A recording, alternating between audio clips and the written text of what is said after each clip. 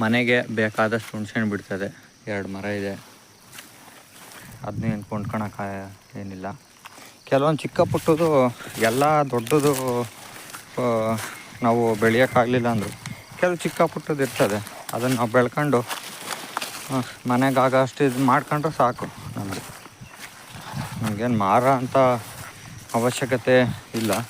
But ಕೆಲವು time ಓವರಾಗಿ ಜಾಸ್ತಿ ಬಿಟ್ಟಾಗ ಮಾರೋಕ್ಕೂ ಆಗುತ್ತೆ, ಮಾರ್ದಂಗೂ ಆಗುತ್ತೆ, ಈ ಕಡೆ ಮನೆಗಾದಂಗೂ ಆಗುತ್ತೆ. ಈ ಪಾಟಲ್ಲಿ ಒಂದು 10 ಮರ ಹೋಗ್ಬಿಟ್ಟಿದೆ ಎಲ್ಲ ಅಷ್ಟೇ. ತೆಂಗಿನ ಮರಕ್ಕೆ ಮುಂದಕ್ಕೆ ಲೈಫ್ ಇಲ್ಲ, ಎಲ್ಲ ಹೊಸ್ದಾಗಿ ಮಾಡ್ಕೊಂಡ್ರಷ್ಟೇ ಲೈಫು. ಸೀಬೆಕಾಯಿ ಮರ ಇದೆ, ಸೀಸನಿಗೆ ತಕ್ಕಂಗೆ ಒಳ್ಳೆ ಸೀಬೆಹಣ್ಣು ಬಿಡುತ್ತೆ, ಕೆಂಪು ಸೀಬೆಹಣ್ಣು. ಇನ್ನು ಆ ಕಡೆ ಬೆಳ್ಳಿಕಾಯಿ ಮರ ಇದೆ. ಸಿಕ್ಕಾಬಟ್ಟೆ ಕಳೆ ಬೆಳೆದಿ ಆಲ್ರೆಡಿ ಎಳ್ಳಿಕಾಯಿ ಎಲ್ಲ ಬಿಟ್ಟಿದ್ದಾವೆ.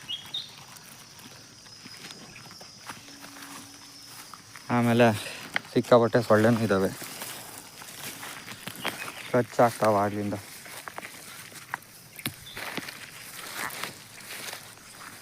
ಅದನ್ನೆಲ್ಲ ಸಹಿಸ್ಕೊಂಡು ಇದ್ರೇ ತೋಟ.